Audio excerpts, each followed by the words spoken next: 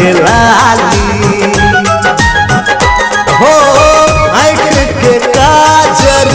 कान के बाली पागल बनल को हमरा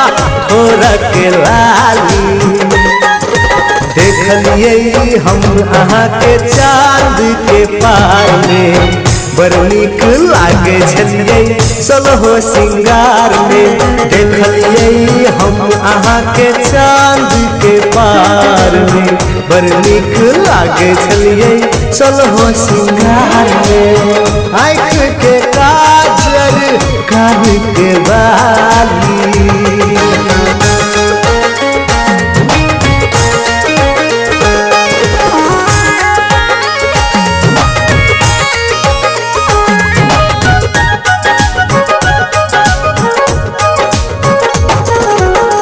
लाखों में एक छिए आहा संसार में भेलिए दीवाना गोरी आहा के प्यार में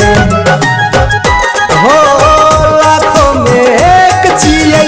आहा संसार में भेलिए दीवाना गोरी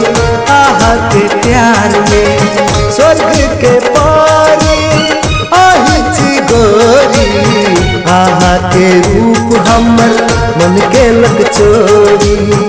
आहा के रूप हमर मन के लक चोरी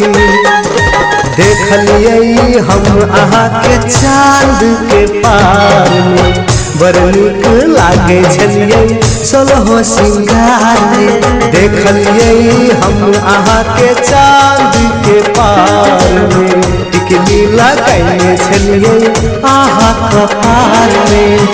आँख के काजल कान के बाली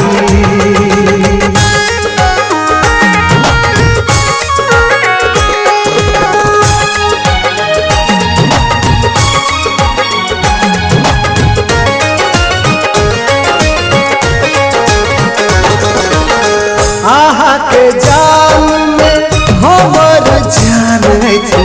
दिल चिर के देखू सजनी अही के नाम अछि